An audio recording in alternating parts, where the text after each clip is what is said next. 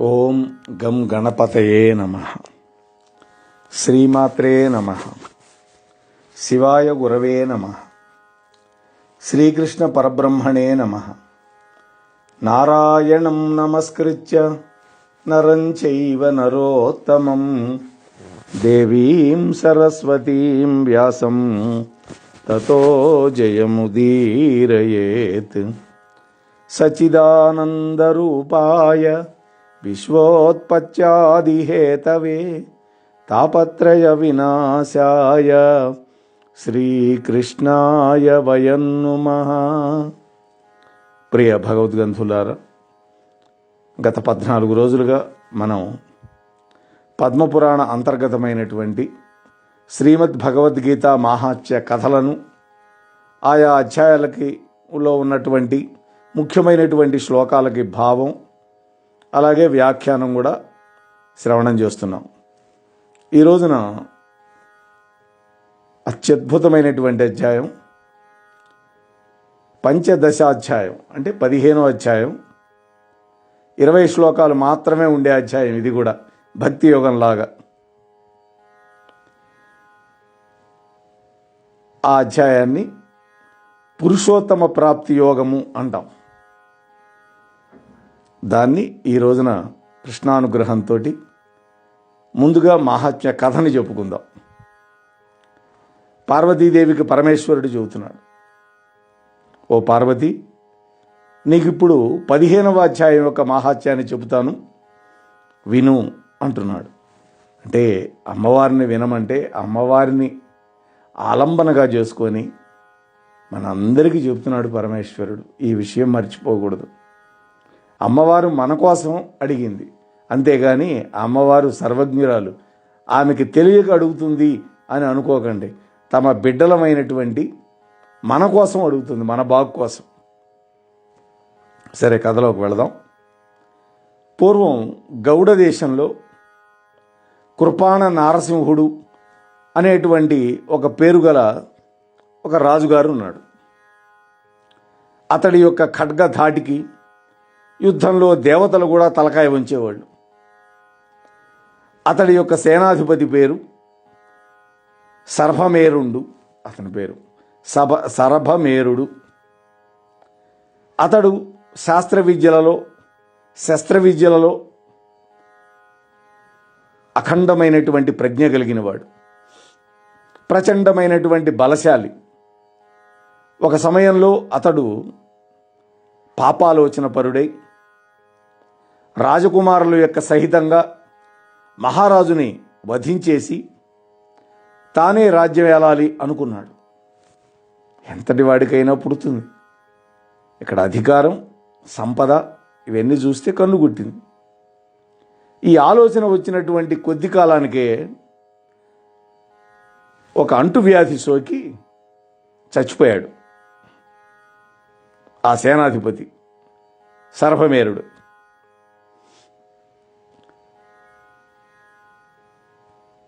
కొద్ది రోజులకి ఆ పాపాత్ముడు తన పూర్వజన్మ కర్మల ఫలితంగా ఒక తేజస్శాలి అయినటువంటి బలమైనటువంటి గుర్రమై పుట్టాడు. ఆ గుర్రం చక్కటి లక్షణాలతో ఉంది. అశ్వ లక్షణాలు బాగా తెలిసి ఉన్నటువంటి ఒక వైశ్య కుమారుడు దానికి వెల చెల్లించి కొనుక్కున్నాడు. మొత్తం మీద దాన్ని రాజధానికి తీసుకొని వచ్చాడు. అంటే తాను ఏ రాజ్యానికైతే సేనాధిపతిగా ఉన్నాడో ఆ రాజ్యానికి తీసుకొచ్చాడు ఆ వైశ్య యువకుడు. దాన్ని రాజుగారికి అమ్మటానికి తెచ్చాడు. వైశ్యుల పని ఏమిటి అంటే వ్యాపారం కదా, కొనడం, అమ్మటం. వైశ్యుడికి రాజుగారితోటి పరిచయం ఉన్నా కూడా ద్వారపాలకుడు మర్యాదగా పద్ధతి ప్రకారం లోపలికి వెళ్ళి రాజుగారితో చెప్పాడు, ఇట్లా బలాని వైశ్య కుమారుడు వచ్చాడు. రాజు లోపలికి రమ్మని కబురు పెట్టాడు. ఏం పని మీద వచ్చావు అని అడిగాడు రాజుగారు. మహారాజా, సింధు దేశం నుండి వచ్చినటువంటి ఉత్తమ లక్షణ సంపన్నమైనటువంటి త్రిలోకరత్నమైనటువంటి ఒక గుర్రాన్ని చాలా ఖరీదు పెట్టి కొని తెచ్చాను, మీరు చూడండి అన్నాడు. సరే, ఆ గుర్రాన్ని తీసుకురమ్మని భటుడిని పంపించాడు రాజు. వాస్తవానికి ఆ గుర్రం సామాన్యమైంది కాదు, ఇంద్రుడి దగ్గర ఉన్నటువంటిది. ఉచ్చైశ్రవం అనేటువంటి గుర్రంతో సమానమైనది. అలనాడు పాల సముద్రాన్ని మధిస్తుంటే పుట్టినటువంటి గుర్రం ఉచ్చైశ్రవం, తెల్లటి గుర్రం. అది చాలా అందంగా ఉంది, మంచి లక్షణాలతో కూడుకొని ఉంది. అశ్వాలకు కానీ, ఆవులకు కానీ, బర్రెలకు కానీ కొన్ని లక్షణాలు ఉంటాయి. అవి చూసి అవి తెలిసిన వాడికి తెలుస్తుంది. అవి పాలిస్తాయా ఇవ్వవా, ఎన్ని ఈతలు ఇంతుంది, ఇవన్నీ కదా కొనుక్కునేవాడికి కావాల్సింది. ఆ బరిగోడ్ల బేరగాడికి తెలుస్తుంది. ఇక్కడ ఈ వైశ్య కుమారుడు కూడా చెప్పాడు. ఈ భటుడు తీసుకొని వచ్చాడు ఉంగరాన్ని. ఆ అశ్వాన్ని చూశాడు రాజుగారు. వెంటనే అశ్వ లక్షణాలు తెలిసినటువంటి మంత్రి గారిని పిలిచి అడిగాడు. వెంటనే మంత్రి గారు కూడా అద్భుతంగా ఉంది ఈ గుర్రం, మంచి లక్షణాలు కలిగి ఉంది అని ప్రశంసించాడు. రాజుగారికి మహదానందం అయింది. వెంటనే ఆ వైశ్య కుమారుడు అడిగినటువంటి ధనాన్ని, బంగారాన్ని ఇచ్చి ఆ గుర్రాన్ని కొనుక్కున్నాడు. ఆ రోజుల్లో రాజులు అంటే అద్భుతమైనటువంటి అనర్ఘ రత్నాలన్నీ వాళ్ళ దగ్గరే ఉండాలి అని అనుకునేటువంటి వాళ్ళు అన్నమాట. ఏ విలువైన వస్తువు ఉన్నా వాళ్ళు కొనుక్కుంటారు, వాళ్ళు సొంతం చేసుకుంటారు.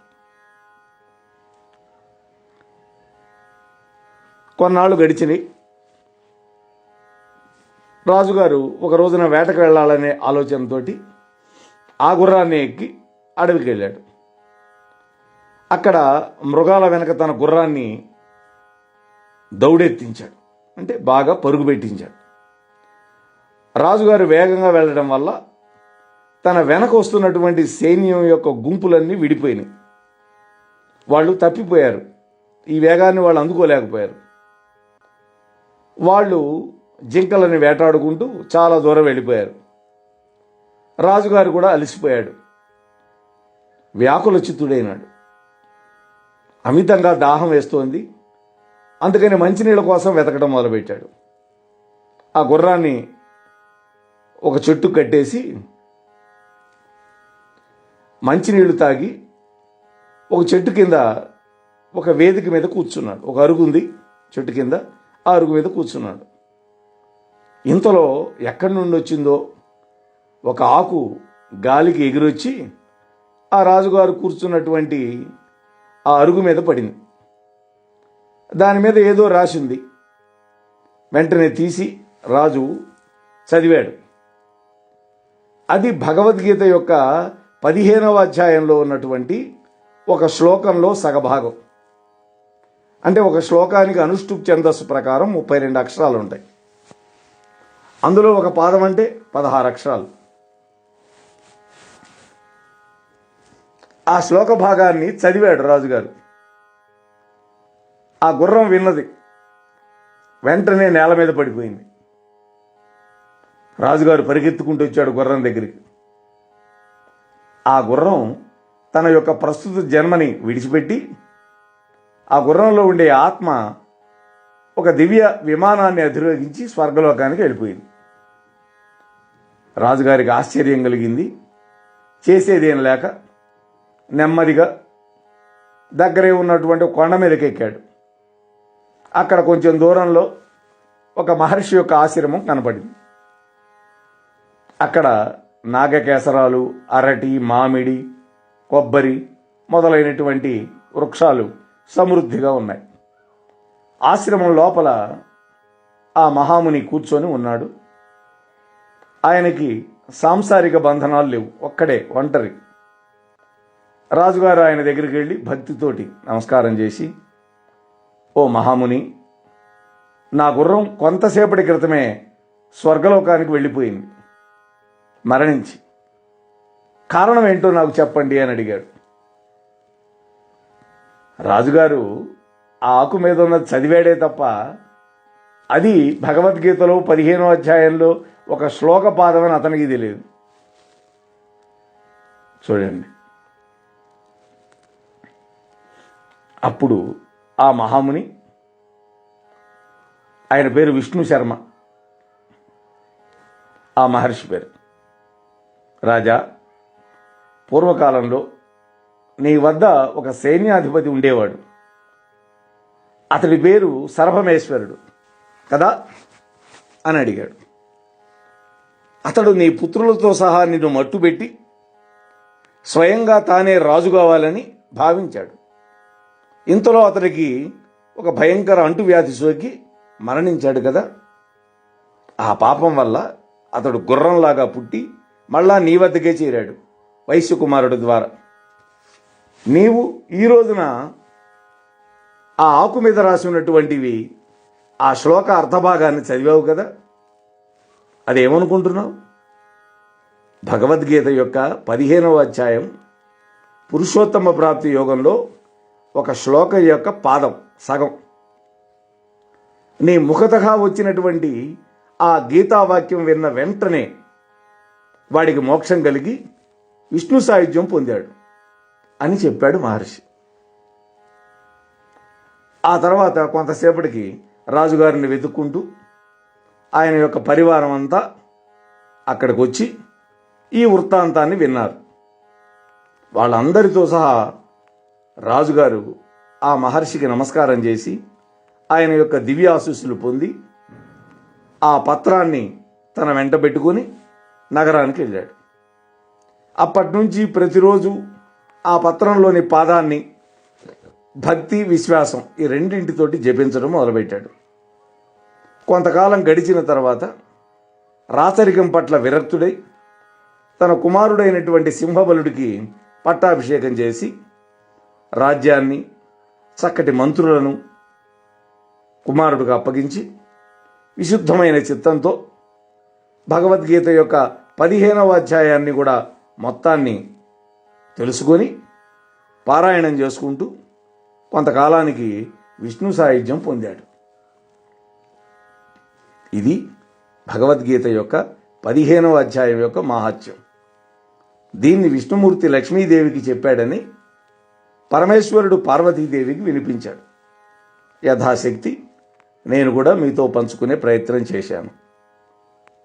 ఇక ఈ అధ్యాయంలో ఉన్నటువంటి 20 శ్లోకాల్లో ముఖ్యమైనటువంటి కొన్ని శ్లోకాలని, వాటి యొక్క వ్యాఖ్యానాన్ని మనం అనుసంధానం చేసే ప్రయత్నం చేద్దాం.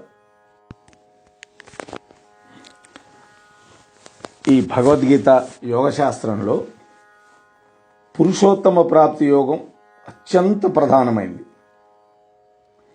ఈ గీతాశాస్త్రం అంతా పారాయణం చేయటానికి అవకాశం లేకపోయిన వాళ్ళు ఈ 15వ అధ్యాయం యొక్క 20 శ్లోకాలను పారాయణం చేస్తే సంపూర్ణ గీతా పారాయణ ఫలం లభిస్తుంది అని పెద్దలు చెబుతారు. ఈ చిన్న అధ్యాయాన్ని శ్రీకృష్ణుడు ఇతి గుహ్యతమం శాస్త్రం అన్నాడు. అంటే ఇది పరమ రహస్యమైన శాస్త్రము అని చెప్పాడు. మానవ జీవిత పరమ లక్ష్యం పురుషోత్తమ ప్రాప్తిని గురించి తెలుసుకోవడం. ఇందులో సంపూర్ణంగా, సాధన సహితంగా, సమగ్రంగా చెప్పాడు పరమాత్మ. భక్తులు ఈ అధ్యాయాన్ని భోజన కాలంలో పారాయణం చేయటం అనేది కూడా భారతదేశంలో ఒక సంప్రదాయంగా ఉంది. అందువల్లనే దీన్ని భోజనాధ్యాయం అని కూడా అంటారు. అట్లాగే దీన్ని ప్రసాదాధ్యాయం అని కూడా అంటారు. ఈ అధ్యాయం పారాయణం చేసినంత మాత్రాన మనం తినేటటువంటి ఆహారం పరిశుద్ధం అవుతుంది.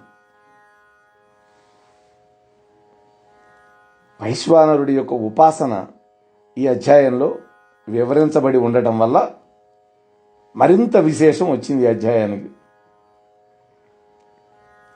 శరీరం అనేటువంటి పురంలో నఖశిఖ పర్యంతం అంతటా వ్యాపించి ఉన్నటువంటి భగవత్ స్వరూపం పురుషుడు అని చెప్పబడతాడు. ఆ బ్రహ్మమే పురుషోత్తముడు.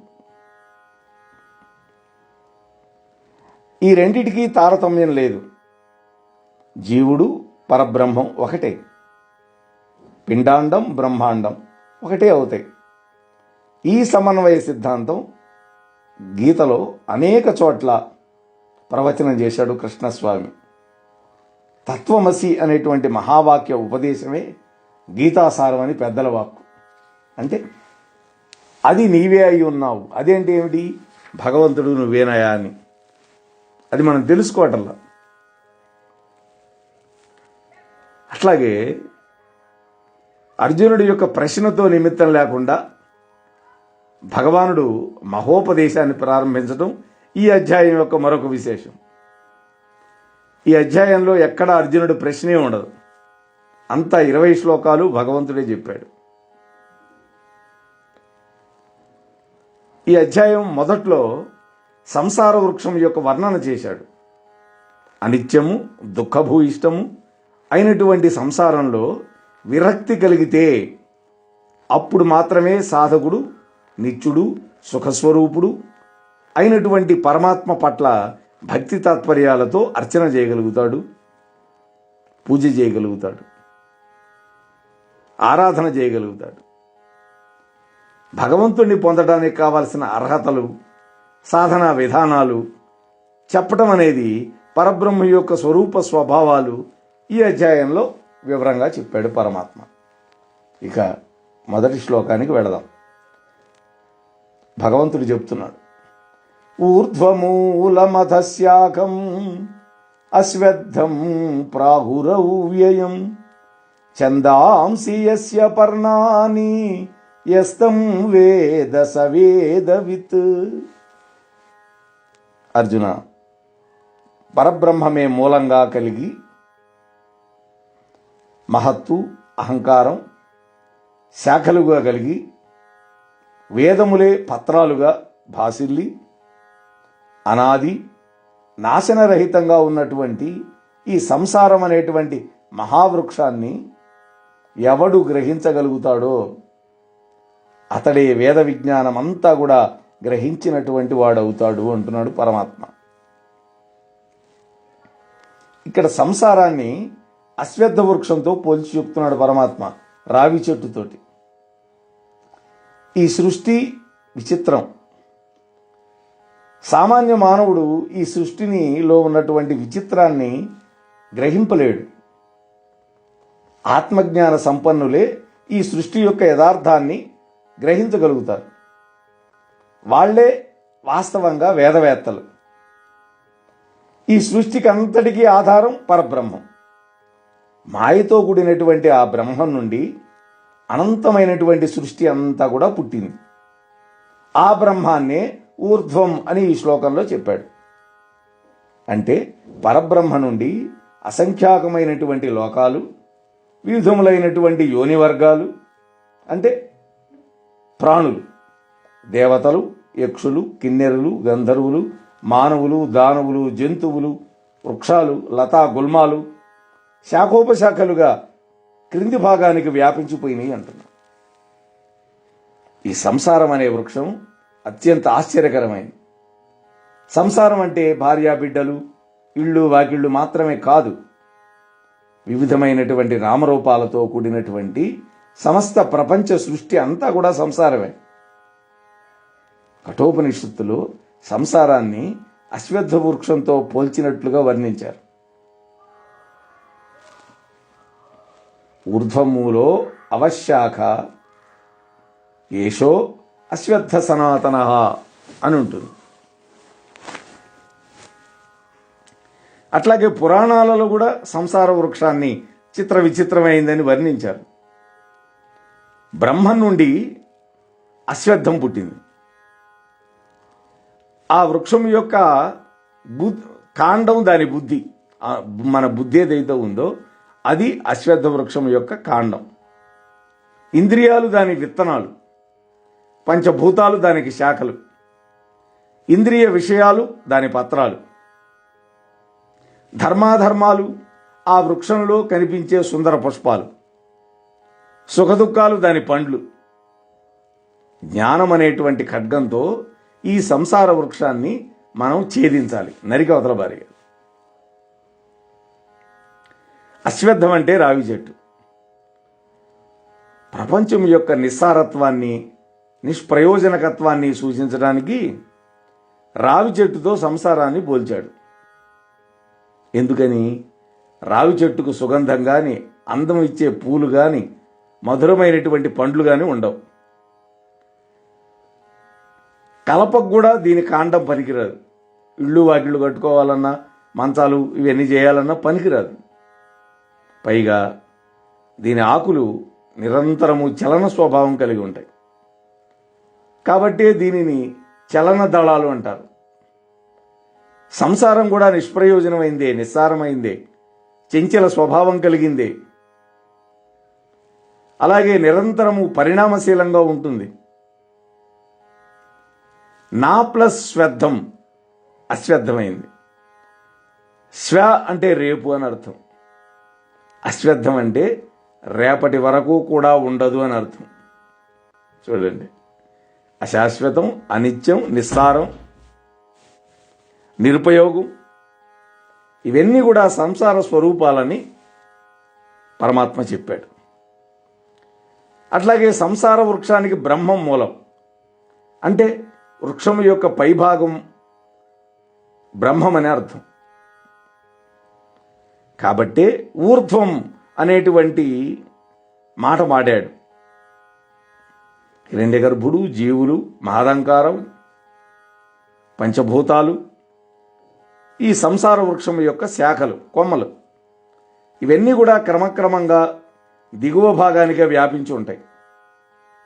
అందువల్లనే సంసార వృక్షం యొక్క కొమ్మలు కింది భాగానికి వ్యాపించి ఉన్నాయి అని వర్ణించాడు పరమాత్మ. అలాగే పిండాండం, బ్రహ్మాండం, ఈ రెండు కూడా ఒకే రూప స్వభావాన్ని పొంది ఉన్నాయి. శరీరం కూడా అశ్వత్థ వృక్షమే అవుతుంది. దీని మూలం శిరస్సులో ఊర్ధ్వం అంటాం కదా, అందులో నుండి అనేకమైనటువంటి నాడులు వ్యాపించి వివిధమైనటువంటి అవయవాల రూపంతో క్రింది భాగానికి వ్యాపించి ఉంది. ఈ సంసార వృక్షం అనాది, అవ్యయము అయి ఉన్నది అని వర్ణించాడు పరమాత్మ. అంటే సంసార స్వరూపం జనన మరణాలతో కూడి ఆది అంతం లేకుండా ప్రవాహ రూపంలో అవ్యయంగా ఉంది. ఆత్మజ్ఞానం చేత, అంటే అసంగ శస్త్రము చేత ఈ సంసార వృక్షాన్ని ఛేదించడానికి సాధ్యమవుతుంది. ఆకులు వృక్షాన్ని కాపాడు విధంగా వేదాలే ఈ సంసార వృక్షానికి ఆకులై సుఖదుఖం మొదలైనటువంటి కర్మఫలాలు ఇస్తున్నాయి. అంటే వేదములోని తొలి భాగముల్లో వివిధమైనటువంటి ఫలాస్తి రూపంలో కర్మకాండలలో జీవులు భ్రాంతి కలిగి కామ్యకర్మలను ఆచరించుకుంటూ వాటి యొక్క ఫలితాలని అనుభవించుకుంటూ మళ్ళా పుడుతుంటారు, చచ్చిపోతుంటారు. ఈ విధంగా సంసార వృక్షాన్ని మనకి ఛందస్సులు పర్ణాలుగా ఉన్నాయి అని గీతాచార్యుడు చెప్తున్నాడు. ఈ విధంగా చిత్రమైనటువంటి ఊర్ధ్వమూలం కలిగి శాఖోపశాఖలుగా క్రిందికి వ్యాపించి జనన మరణ సంకులమై ఈ సంసారం అనేటువంటి వృక్షస్వరూపాన్ని ఎవడైతే తెలుసుకుంటాడో వాడు మాత్రమే వేదార్థాన్ని బాగా తెలిసినటువంటి వాడు అని భగవంతుడు చెబుతున్నాడు. అలాగే దీన్ని గ్రహించినటువంటి వాడు సర్వజ్ఞమూర్తి అవుతాడు. ఇంకా ఈ సంసార మహావృక్షం యొక్క స్వరూపాన్ని విశదీకరిస్తున్నాడు స్వామి 2వ శ్లోకంలో. అధశ్చోర్ధ్వం ప్రసూతాస్తస్య శాఖా గుణ ప్రవృద్ధ విషయ ప్రవాలాగం అధస్య మూలాన్యనుసంతతాని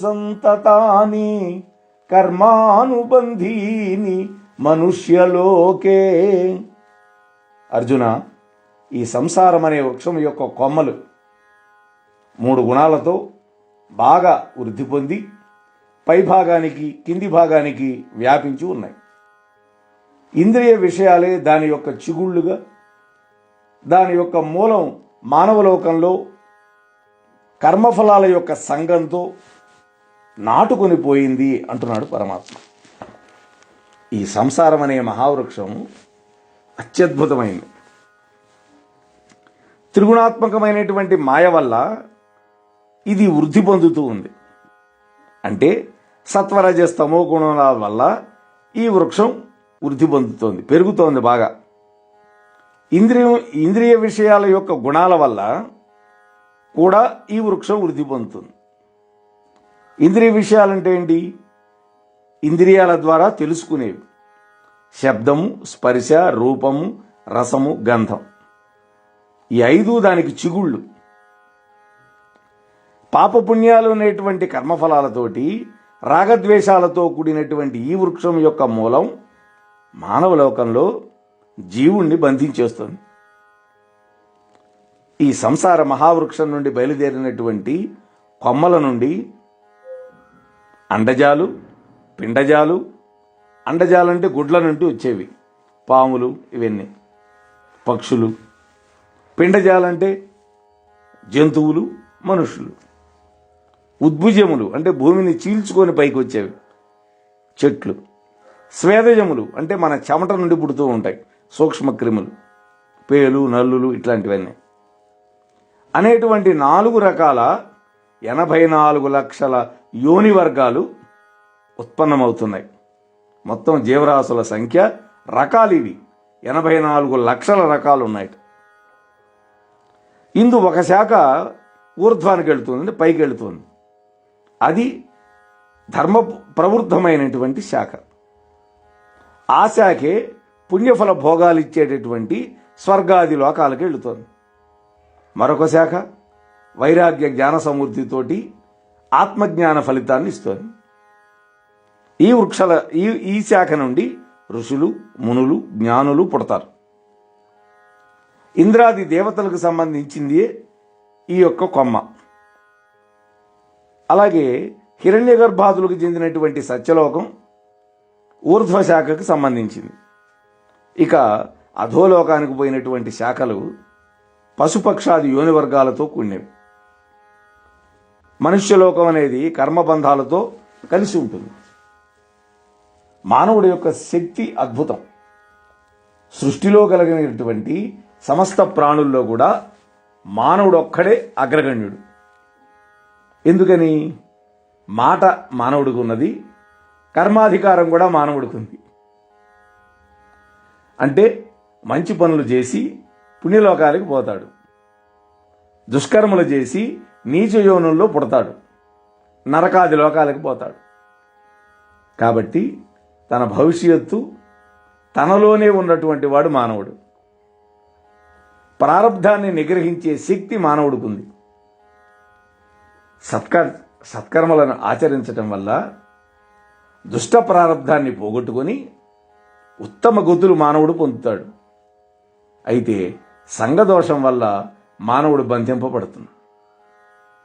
సుఖదుఖాలకి సంఘమే మూల కారణం. సంఘం అంటే ఏంటి? లంపటం పెట్టుకోవటం.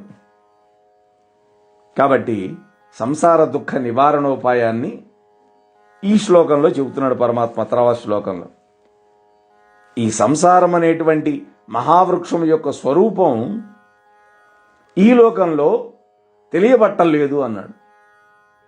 దీని యొక్క ప్రారంభం కూడా తెలియకుండా ఉంది. అట్లాగే దీని మధ్యము, దీని అంతం కూడా తెలుసుకోలేకపోతున్నారు, కనబట్టల. దృఢంగా నాటుకున్నటువంటి వేళ్లు కలిగినటువంటి ఈ సంసారం అనేటువంటి వృక్షాన్ని సంగరాహిత్యం అనేటువంటి ఒక దృఢమైనటువంటి ఆయుధం చేత ఛేదించాలి అంటున్నాడు. అసంగశస్త్రేణ దృఢైన చిత్వా అన్నాడు. ఈ శ్లోకం నరూపమస్యేహ తదోపలభ్యతే నాక్తో నచరాదిర్నచ సంప్రదిష్ట అశ్వత్థమేనం సువిరూఢమూలం అసంగశస్త్రేణ దృఢేన చిత్వా అన్నాడు పరమాత్మ.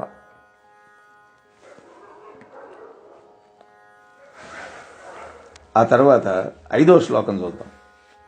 నిర్మాణమోహ జితసంగదోష అధ్యాత్మనిత్య వినివృత్త కామాహ ద్వంద్వైర్విముక్తాగా సుఖ దుఃఖ సంగైః గచ్చంత్య మూఢాగా పదమవ్యయం తత్ అంటున్నాడు పరమాత్మ. మోహనవాణి తెలుగు పోడ్కాస్ట్ ఛానల్ ని లైక్, షేర్, సబ్స్క్రైబ్ చేయండి. ప్రక్కనున్న గంటను మ్రోగించండి.